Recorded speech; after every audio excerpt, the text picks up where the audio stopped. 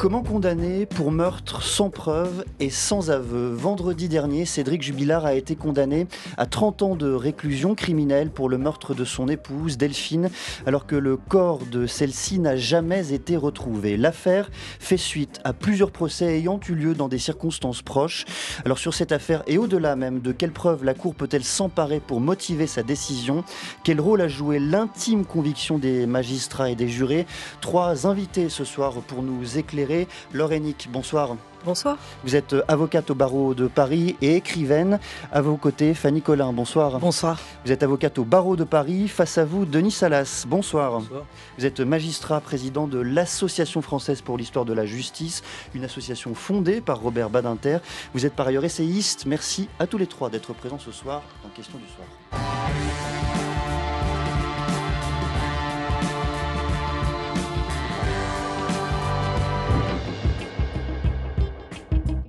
Ça fait maintenant 5 ans que je m'égosille, que je crie, que je hurle que ce dossier n'est pas vide, que dans ce dossier il y a des preuves, que dans ce dossier il y a une scène de crime.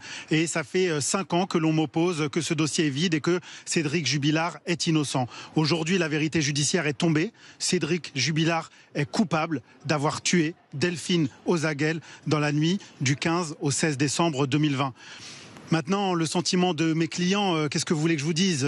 Que la vérité a pris le pas sur le mensonge, c'est une bonne chose. Mais qui peut se satisfaire qu'un homme passe les 3 prochaines décennies de sa vie en détention? Qui peut se satisfaire pour ses enfants d'avoir une mère enterrée dans une forêt, dans une crevasse ou je ne sais où, et d'avoir un père en détention? Personne ne se satisfait de ça. C'est pas une satisfaction.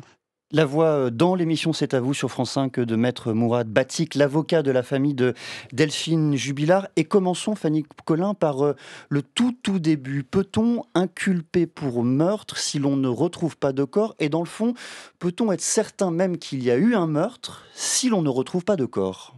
Alors, c'est possible, naturellement, et de nombreux précédents judiciaires, pas que l'affaire Jubilard le démontre. Et donc, la première question qui se pose lorsque, effectivement, on a la disparition d'une personne, mais pas son corps, c'est d'établir la preuve du décès. C'est-à-dire qu'avant même de rechercher qui pourrait être l'auteur d'un crime, encore faut-il que crime il y ait eu. Et donc, la preuve doit être rapportée, évidemment, par l'accusation, puisque ce n'est pas à celui qui est accusé de démontrer son innocence, mais bien à l'accusation de rapporter la preuve d'une culpabilité et avant cela, la preuve du crime. Et donc, c'est tout le débat du soir, c'est à partir de quel stade de preuve on peut établir l'existence d'un décès.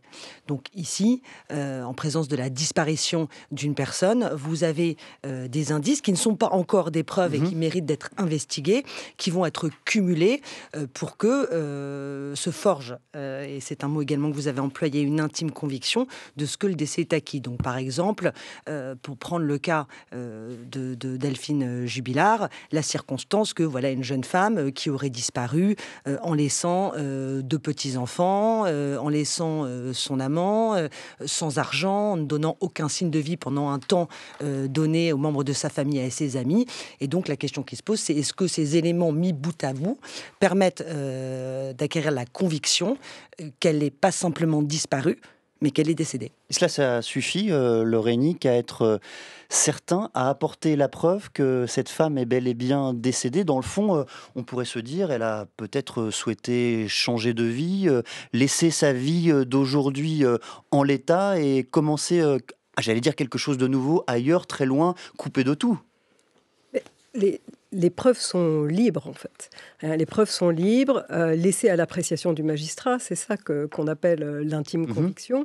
Et donc, les preuves, ça peut être ce que vient de nous dire Fanny Collin. Ensuite, sur la culpabilité, vous pouvez avoir des écoutes judiciaires, vous pouvez avoir des témoignages, vous pouvez avoir de l'ADN, bien sûr. Vous pouvez avoir vraiment... Ce que vous voulez, en droit pénal, il y a une liberté, il n'y a pas de prohibition. Donc, mais sur la preuve du décès, comment prouver ce décès ? Mais c'est là aussi l'intime conviction. Et puis ça reste ensuite une vérité qui est une vérité partielle. Je veux dire, même si on doit ne pas avoir de doute, ça reste une vérité judiciaire. Donc la première étape, c'est de savoir effectivement si on est convaincu par le fait qu'elle elle est décédée. Il y avait un confrère qui s'appelait Jean-Yves Liénard, qui est mort aujourd'hui, et qui, pour définir l'intime conviction, demandait aux jurés de se poser la question avant d'y répondre, si ma vie en dépendait. Est-ce que si ma vie en dépendait, je dirais que Delphine Jubilard est morte? Est-ce que si ma vie en dépendait, je dirais que... Et donc, évidemment, ça demande une exigence particulière. Et c'est ça l'intime conviction. Hein. C'est la façon dont les preuves résonnent sur vous. Mais tant qu'on veut que la justice soit humaine, eh bien sûr, il y a aussi une part d'ombre, une part d'erreur et juste une vérité qui est judiciaire. Comment est-ce que vous abordez cette question, Denis Salas, apporter la preuve d'un décès sans que l'on n'ait jamais retrouvé le corps à ce stade? Il y a beaucoup de situations où on a les corps, et ce qui n'empêche pas d'introduire un doute, une discussion sur la nature des actes qui ont été commis sur ce corps. Je me souviens d'une affaire où on évoquait un meurtre et la défense disait c'est une chute dans les escaliers. Et il a fallu investiguer les plaies, les cicatrices, une dispute de légiste autour de ces questions-là. Enfin, je veux dire, vous avez un corps, mais vous avez un doute sur l'origine des blessures qui sont commises sur ce corps. Oui, mais cela, pardonnez-moi, ce n'est pas un doute sur le décès lui-même, c'est un doute sur le meurtre. C'est un doute sur le meurtre, avec un corps qui n'empêche pas une interprétation sur l'origine des faits commis. Ce que disait Laurenic est très juste, on peut effectivement déduire de l'existence d'un ensemble de faits l'existence d'un meurtre qui a été commis, même si on n'a pas le comment. Hein, on a le pourquoi, ce qu'a dit l'avocat général d'ailleurs dans cette affaire-là. On sait pourquoi ça a été commis, on a un élément intentionnel. Et à partir de cet élément intentionnel, on tire la pelote et on accumule, alors c'est important ça, on accumule toute une série de faits, qu'on appelle des faisceaux d'indices, qui vont converger pour démontrer effectivement qu'il y a eu meurtre. On compare souvent, je trouve cette comparaison est intéressante, le juge et l'historien. L'historien, comme le juge, comble l'absence dans un paysage donné des manques qui peuvent exister par une réflexion, des projections, une imagination ou des arguments complémentaires. Eh bien, il y a des indices. On va rechercher ces indices et le cumul de ces indices peut produire une preuve après un débat contradictoire. Vous avez levé les yeux au ciel, Fanny Collin, je vous trahis. Alors, Pourquoi Parce que je suis toujours un peu choquée d'entendre dire qu'on peut, en matière judiciaire et avec les enjeux qui sont attachés à cette matière-là, c'est-à-dire des peines de prison, de privation de liberté, qu'il conviendrait de combler les manques. Si manque il y a, le manque doit être constaté, et il doit en être tiré toutes les conséquences. Et donc précisément, l'œuvre de justice n'est pas de combler les blancs, les absences ou les manques par cette formule qui est somme toute assez sibylline du faisceau d'indices pour pallier l'absence de preuves. Encore une fois, on est dans une recherche de vérité judiciaire qui n'est pas la vérité avec un grand V, qui est une vérité qui se forge à partir d'éléments qui doivent être objectifs et pas simplement de raisonnement. Et puisqu'on parle de manque, et sans vouloir aborder dans le fond l'affaire Jubilard à laquelle personne autour de cette table n'a participé, il faut prendre garde aussi que le manque ne conduise pas à une condamnation, et ici le manque d'un auteur, c'est-à-dire que le risque en l'absence de corps et de scène de crime, et même de certitude du décès, c'est qu'on se dise que puisqu'il n'y aurait pas d'autre explication à la disparition de cette femme, Delphine Jubilard, eh bien nécessairement par un raisonnement qui partirait d'un mobile supposé, on considérerait que si c'est pas Cédric Jubilard, c'est personne, donc c'est bien lui. Denis Salas a fait la distinction qui a été faite également durant ce procès Jubilard, distinction entre le comment d'un côté et le pourquoi, puisque pour convaincre la Cour et les jurés du Tarn de déclarer Cédric Jubilard coupable du meurtre de son épouse Delphine, l'accusation a une faiblesse, a-t-il été dit, elle ne peut répondre au comment celle-ci a été tuée, mais elle a une force, elle peut expliquer le pourquoi, Laurenic, au-delà de l'affaire Jubilard, c'est dans ce type d'affaire, lorsque l'on ne retrouve pas le corps, cette question-là du pourquoi qui prévaut sur celle du comment ?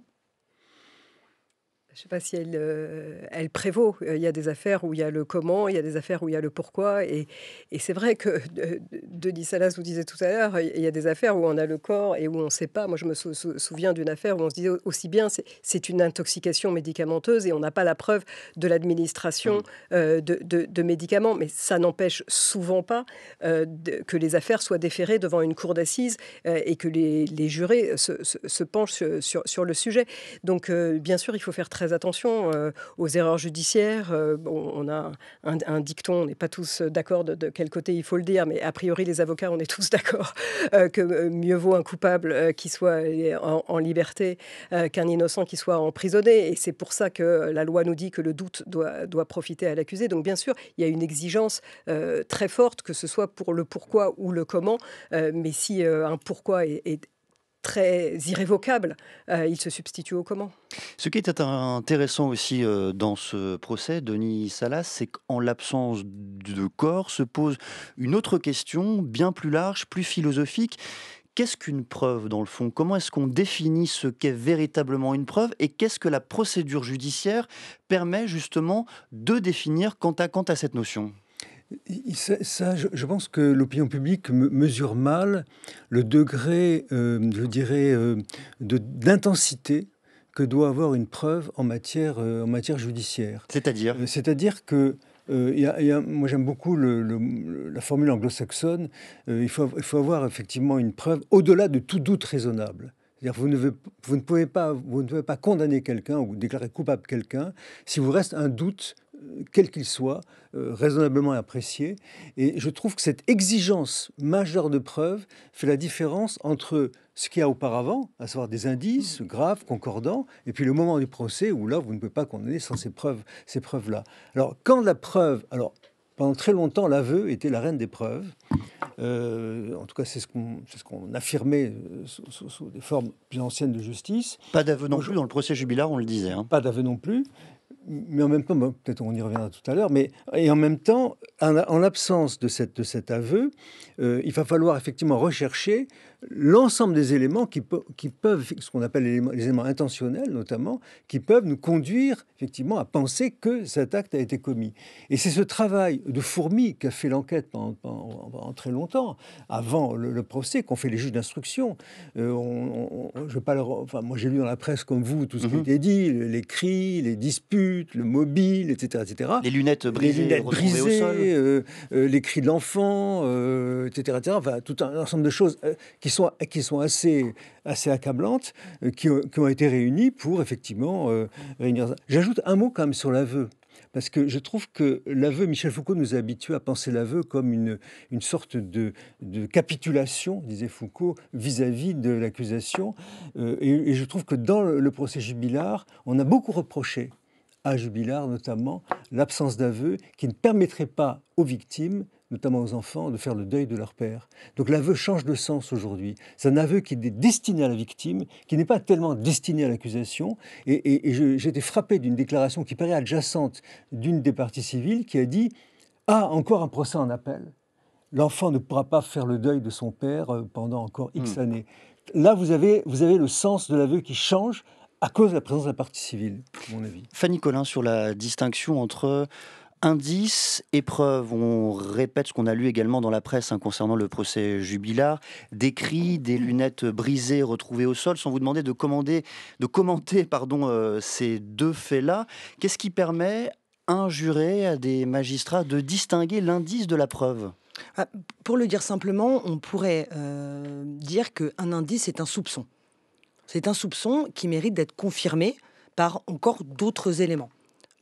Et effectivement, il y a ensuite un cumul de soupçons, d'éléments qui sont apportés, et c'est aux juges et aux jurés, dans leur conscience et dans le silence de leur réflexion, de mettre en rapport tous les éléments les uns aux autres, d'évaluer la crédibilité de ceux-ci sans qu'aucune hiérarchie ne soit imposée dans les preuves. Parce qu'effectivement, comme Laura Niche l'a dit, d'abord la preuve en matière pénale est libre, et qu'ensuite, selon les affaires qui nous occupent, chaque indice qui peut devenir une preuve doit être évalué par rapport aux moyens de la défense, parce qu'un aveu peut être extorqué, et il y a dans notre passé judiciaire malheureusement beaucoup d'exemples. Même l'ADN qui est devenu, qui a substitué l'aveu comme reine des preuves, il peut y avoir des scènes contaminées, des transferts d'ADN. Les témoignages, un témoin peut toujours se tromper, être influencé, notamment dans les dossiers très médiatiques où la presse, quasi en temps réel, commente l'instruction en cours. Donc et la preuve absolue, ça n'existe pas. La preuve absolue, ça n'existe pas. Encore une fois, on est dans la recherche d'une vérité judiciaire avec la preuve qui s'y attache, mais c'est vous dire à quel point l'œuvre de justice est une œuvre difficile, comme le devoir qui pèse sur les magistrats est complexe et délicat, parce que, encore une fois, il n'y a pas de principe. On peut condamner sans corps, on peut condamner sans aveu, on peut condamner sans ADN, mais il faut tout de même qu'une preuve soit rapportée, et c'est à chacun, enfin celui qui doit juger, eh bien de forger son intime conviction, mais encore une fois, qui n'est pas un sentiment diffus, c'est un brave type, c'est un sale type, mais qui repose sur des éléments objectifs. On va revenir sur cette notion fondamentale d'intime conviction, mais Laure Hennick, avant cela, vous souhaitiez réagir? Oui, les Anglais, puisque Denis Salas a cité un adage anglo-saxon, mais en anglais, preuve, ça se dit, si je vous le dis sans accent, ça se dit évidence. Et c'est quand même pas rien, c'est-à-dire qu'on y va directement. On doit savoir que de cette preuve ou de ces preuves rassemblées découle une évidence, donc l'absence de doute. Mais c'est vrai que dans les affaires qui sont particulièrement soit médiatisées, soit évidemment des drames terribles, comme dans l'affaire qui fait l'objet là, de l'affaire Jubilard, mais il y a une pression qui est très forte nécessairement sur les magistrats. Et Thierry Lévy, qui était un avocat formidable, disait que paradoxalement, avec ce besoin de rendre justice et aux victimes et à la société aussi, de ne pas laisser, comme disait Fanny Collin tout à l'heure, un crime comme celui-ci qui soit impuni, eh bien, on a tendance à ce que la preuve soit plus laxe, et que finalement, c'est l'inverse de ce qu'on peut voir, qu'on peut peut-être plus facilement aller relaxer quelqu'un qui aurait volé des chaussettes à un supermarché parce qu'on a un doute. On pourrait plus facilement le relaxer que celui qui est accusé de quelque chose d'extrêmement grave et qui a sa vie qui est en jeu. Comment est-ce que vous abordez, Fanny Collin, je vous interrogerai tous les trois sur ce sujet, la question des aveux. On a longtemps dit les aveux sont la preuve ultime, la preuve reine. On disait cela avant que la recherche scientifique en matière d'ADN puisse justement permettre d'entrer dans le détail des empreintes digitales, etc. Cette question des aveux aujourd'hui, comment elle se pose dans un procès ?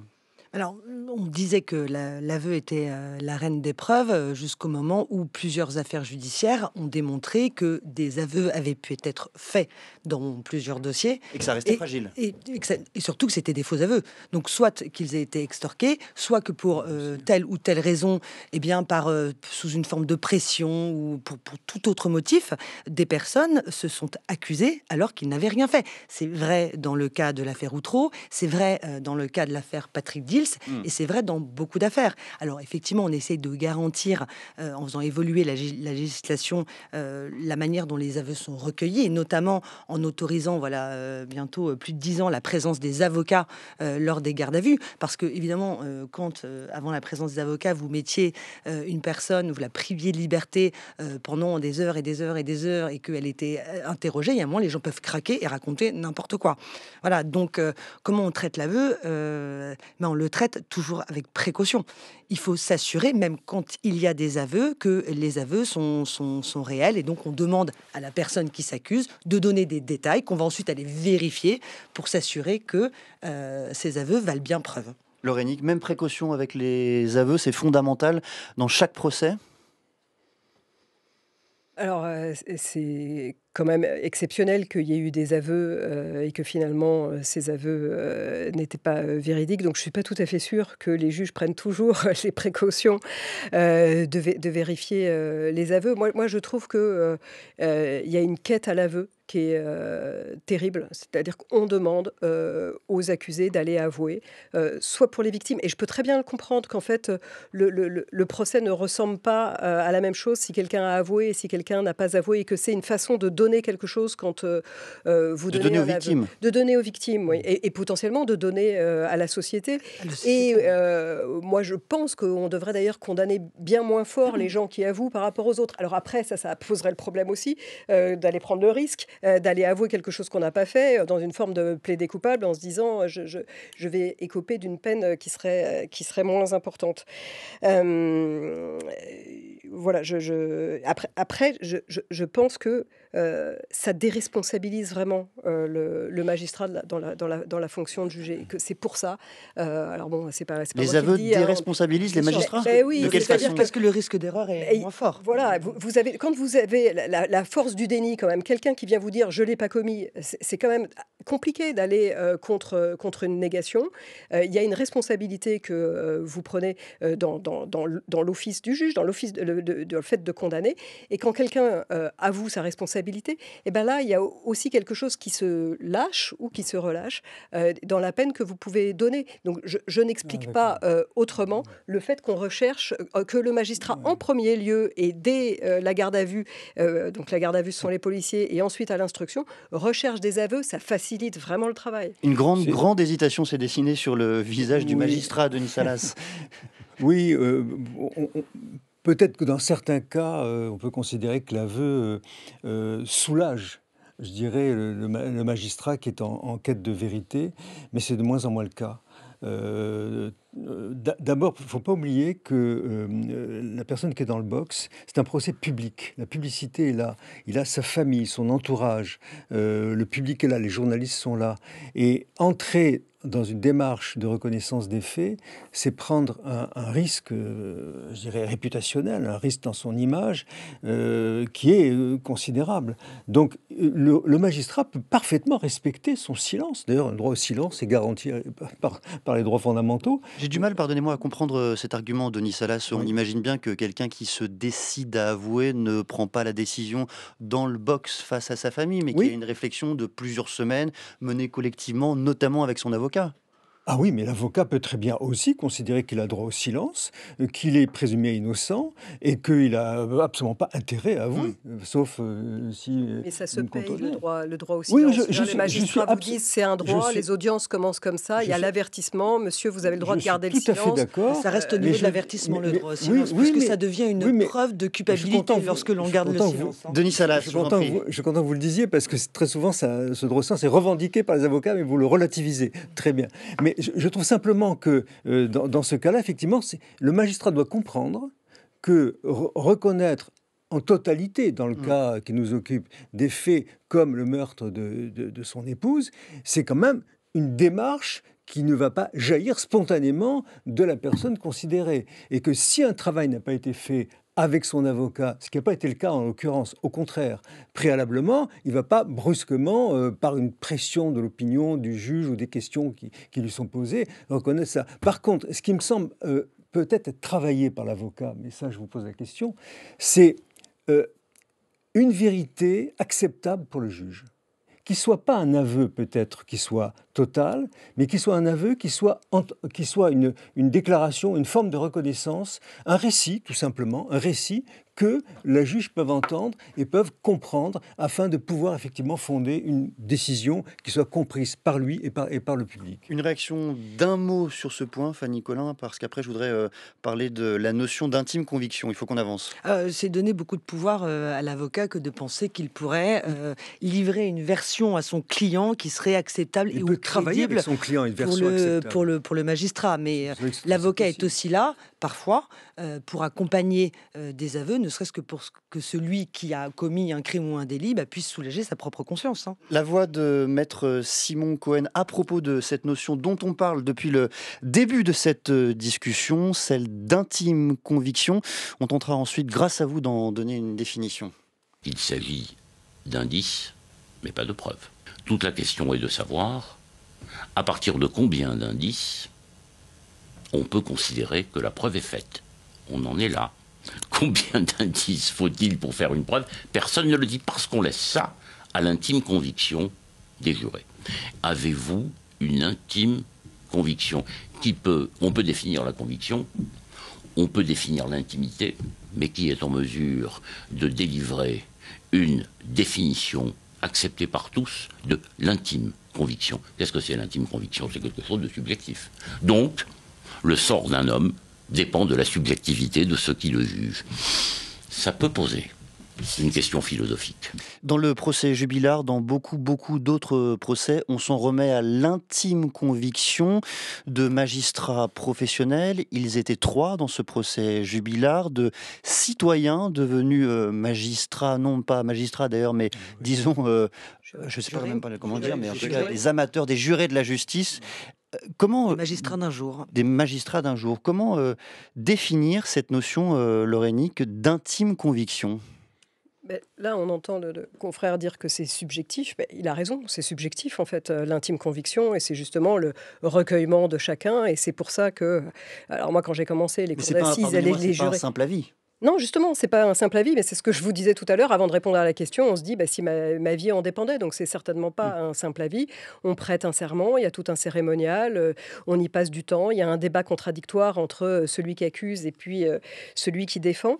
Et puis il y a eu, c'est l'article 353, là je crois qu'autour de la table tout le monde là, parce que c'est vraiment le plus bel article du code, et qui demande aux jurés de s'interroger eux-mêmes dans le silence et le recueillement, et de chercher dans la sincérité de leur conscience quelle impression ont fait sur leur raison les preuves rapportées contre l'accusé et les moyens de sa défense. La loi ne leur fait que cette seule question qui renferme toute la mesure de leur devoir: avez-vous une intime conviction? Et donc, c'est le plus bel article. Il y en a qui militent pour que cet article soit changé, pour qu'on parle plus précisément de preuves. Et a été rajouté en 2012 une première phrase qui dit « sous réserve de l'exigence de motivation ». Donc, en fait, on ne demande pas aux jurés comment ils se sont prononcés, sous réserve de cette exigence, parce que depuis 2012, on leur demande de rédiger ce qu'on appelle une feuille de motivation, et qui peut prendre plusieurs pages, sur lesquelles ils disent, justement, c'est cette preuve-là, c'est ces indices-là qui réunis nous ont permis, 1, d'entrer en voie de condamnation, et 2, de motiver la peine. Et moi je me souviens que j'étais au Conseil constitutionnel le jour où c'est d'ailleurs Éric Dupond-Moretti, il était encore avocat, qui avait plaidé pour qu'on puisse savoir, qu'on puisse motiver les peines, savoir pour quelles raisons en fait une cour d'assises pouvait vous avoir condamné à 8 ans ou à 10 ans. Et il expliquait que pour une même affaire, il avait un client qui en première instance avait été condamné à 10 ans, qu'en cour d'appel il avait été acquitté, qu'il y avait eu un pourvoi en cassation et qu'ensuite il avait pris 20 ans. Et donc il dit: à ce moment-là, je sors de la cour d'assises, les journalistes me tendent le micro et je dis 10, 0, 20, on attend le numéro complémentaire. Et sous cette boutade-là, ça montrait bien quand même que cette intime conviction, il faut le dire aussi, elle peut faire passer de 10 à 20 et à 0. C'est pour ça que moi, je souhaiterais d'ailleurs qu'à partir du moment où vous avez été acquitté en première instance, il n'y ait pas de droit d'appel pour le parquet. Parce que vous pouvez passer de 0 à 20 ans. Là, c'est on entend le magistrat sur ma droite qui n'a pas l'air tout à fait d'accord. On va le faire réagir. Mais avant cela, Fanny Collin, il faut peut-être préciser une chose, cette notion d'intime conviction, lorsqu'un juré, en l'occurrence, est face à lui-même pour prendre une décision importante qui a un impact majeur sur la vie d'autrui, il se fonde d'abord sur le dossier, sur une expertise, sur ce qu'il a vu, sur ce qu'il a entendu, sur les preuves qui ont été glanées durant des semaines de procédure. C'est cela qui différencie, j'allais dire, l'intime conviction du pur arbitraire. Oui, et c'est la raison pour laquelle je ne suis pas certaine que cette notion d'intime conviction soit si subjective que cela, parce que ce texte du Code de procédure pénale dont Laurent Niche nous a livré, et j'en ai des frissons parce que c'est effectivement un très beau texte. Le texte est magnifique, absolument. Voilà, magnifique, oui.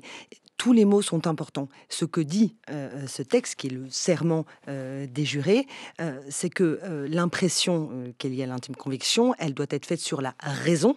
Donc on n'est pas sur une question d'opinion, d'avis, de sentiments, encore une fois de sentiments diffus, et que ce qui doit être apprécié, c'est l'impact sur votre raison, et le texte dit cela, des preuves rapportées contre l'accusé et des moyens de la défense. Donc le terme de preuve, il est bien dans le texte, et il dit aussi que ce n'est pas à la défense de rapporter une preuve. Elle a des moyens de défense, c'est-à-dire pour contester les preuves telles qu'avancées contre l'accusé. Et donc, vous voyez cette confrontation qui doit avoir lieu entre une preuve à rapporter contre l'accusé, des moyens de la défense qui vont venir contester cette preuve.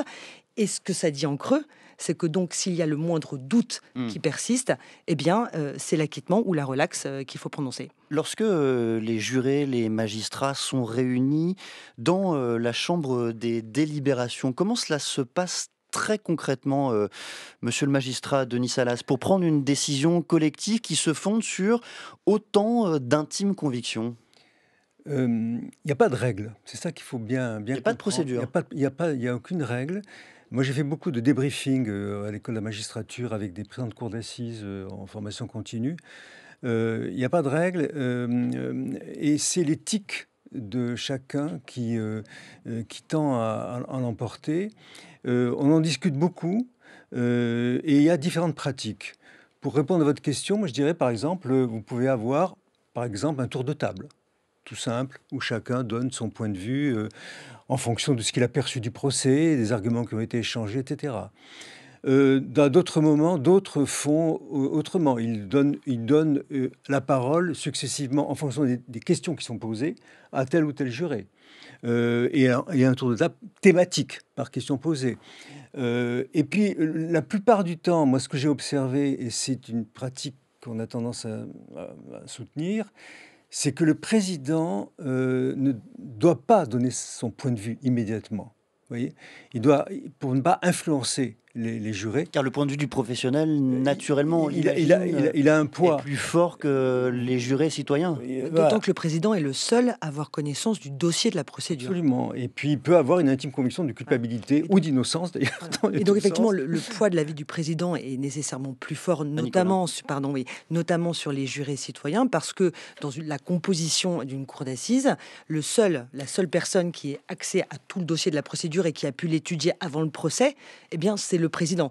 Et donc, il n'est pas rare d'entendre que dans le cadre de délibérés qui sont absolument secrets, donc j'aimerais savoir comment ça se passe, mais je vous donne des éléments d'explication. Voilà, exactement, mais c'est très intéressant.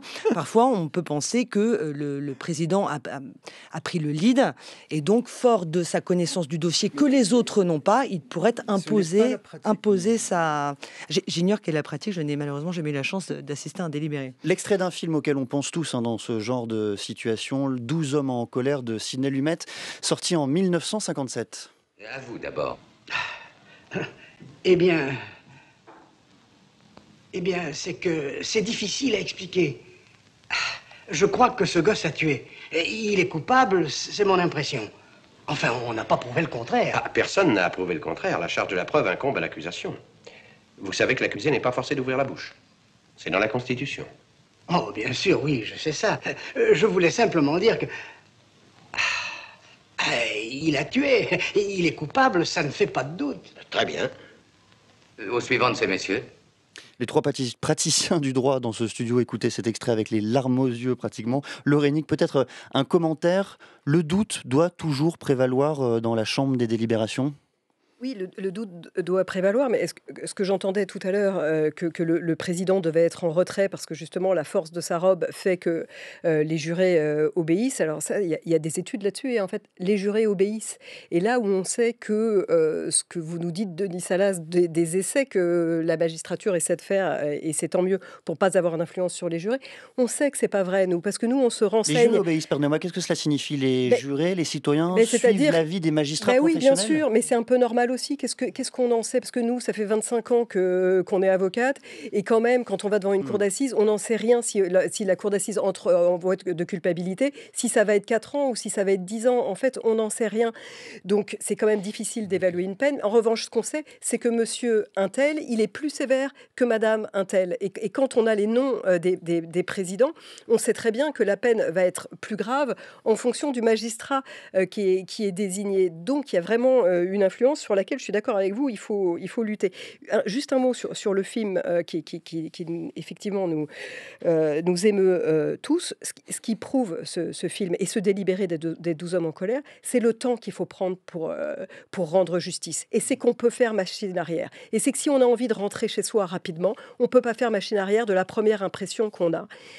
Et en matière de justice, la première impression, en général, elle reste jusqu'au bout. Alors à la cour d'assises, vous avez 5 ans d'instruction et 3 jours d'audience, donc vous avez un peu le temps de faire machine arrière. Les gens qui sont jugés en comparution immédiate en 25 minutes avec un dossier qui a duré 2 jours d'enquête, il n'y a pas le temps en fait de faire marche arrière. Donc la justice, il faut qu'elle prenne son temps et c'est ça que nous dit ce film. Ce qui est frappant dans ce que vous décrivez tous les trois, je vais vous faire réagir Denis Salas sur ce qui se passe au sein de cette chambre des délibérations, c'est presque que la sociologie des acteurs en présence a plus de poids que l'application d'une règle de droit. Et c'est ainsi pourtant que le grand public se représente les choses, mais se les représente faussement, Denis Salas. Oui, parce que d'ailleurs, il y a des études, vous le dites, de dynamique de groupe au sein d'une collégialité avec des juges non professionnels et des juges professionnels. Moi, je l'ai vu concrètement. J'ai passé pas beaucoup d'audiences de ce type-là. Faut pas croire faut pas avoir des projections, des projections un peu fantasmatiques sur tel ou tel président qui va avoir une sévérité particulière ou une influence particulière. C'est pas vrai. Il y a souvent des jurés je l'ai vu souvent, qui réagissent avec leurs convictions, qui l'affirment, qui le disent et qui s'imposent naturellement par rapport à ce qu'ils ont entendu dire de tel ou tel avocat ou de tel parti. Par ailleurs, le vote est secret, je vous le rappelle, le vote est secret, personne ne sait ce qu'a voté l'autre, donc on ne peut pas dire qu'il y a une atteinte, une influence particulière de ce point de vue-là. Donc voilà, il faut un peu relativiser ce type de remarques. J'ajoute simplement un point quand même, parce qu'on a passé un peu vite sur l'intime conviction, je voudrais quand même le dire. L'intime conviction, et c'est la complexité du concept, c'est à la fois une part de doute et une part de décision. Et Jean Carbonnier, un juriste qui nous est cher, disait « c'est un doute qui décide ». Et ce passage du doute à la décision, cette contradiction qu'il faut surmonter, il faut à la fois essayer de comprendre et en même temps vouloir décider, c'est quand même quelque chose qu'il faut relever et qui fait partie de l'office du juge, si vous voulez, dans cette fonction-là. Donc voilà, c'est ce passage-là qui me semble difficile et qui doit être assumé par le juge, parce que quand la décision tombe, elle doit être motivée par la suite, on l'a bien dit tout à l'heure, écrite, argumentée, comprise aussi, et c'est tout cet ensemble-là qui fait partie de son office. Je voulais revenir aussi très rapidement, Fanny Collin, sur le fait que depuis la loi du 10 août 2011, il y a une obligation de motiver des décisions de cour d'assises. Pourquoi ce changement en 2011 et au fond, qu'est-ce que cela apporte, cette motivation ? Alors écoutez, je peux vous en parler de ce changement en 2011. Il est lié à l'affaire de Maurice Agnelet, que j'ai eu l'honneur de défendre aux côtés de François Saint-Pierre et de Jean-Pierre Versini-Campincky, parce que Maurice Agnelet a été jugé pour meurtre sur la personne d'Agnès Leroux en 2006 devant la cour d'assises de Nice. Il a été acquitté. Le parquet général a fait appel, et je rejoins Laure Niche sur le fait que je considère, en tout cas à titre personnel, que le parquet qui représente l'accusation et qui a tous les pouvoirs ne devrait pas avoir cette deuxième chance. Et donc 6 mois plus tard, devant la cour d'assises d'Aix-en-Provence, en présence d'exactement les mêmes éléments, Maurice Agnelet a été condamné à la peine maximum 20 ans. Et puis ensuite, la condamnation est devenue définitive. Un recours devant la Cour européenne des droits de l'homme a été déposé par la défense. Et il était critiqué l'absence de motivation, parce que voilà un homme qui est acquitté et puis 6 mois après condamné au maximum sans qu'on sache les raisons pour lesquelles il a été acquitté, les raisons pour lesquelles il a été quelques temps plus tard condamné. Et donc la Cour européenne des droits de l'homme a dit à la France, votre législation qui permet que dans les affaires les plus graves, c'est-à-dire les crimes où les enjeux sont les plus importants, vous n'ayez pas à expliquer les raisons pour lesquelles vous entrez en votre condamnation, non, est inacceptable, et donc changez votre loi. Et c'est ainsi que désormais, depuis 2011, c'est bien sous l'exigence d'une motivation que le jury doit rendre son verdict en matière criminelle. Merci à tous les trois de cette discussion, de ce débat passionnant. C'est toujours passionnant d'en apprendre sur la façon dont les praticiens du droit travaillent, fonctionnent, et on essaie de tirer ce fil en question du soir. Donc merci à vous trois, Laure Hennick, Fanny Collin, Denis Salas. Merci à Juliette Moëlic et à Diane de Vancey qui ont permis à ce plateau d'être ensemble, et à Candice Bergeron et Antoine Héral qui ont aussi travaillé sur cette émission. À suivre après le journal, Gaza, la guerre peut-elle reprendre ?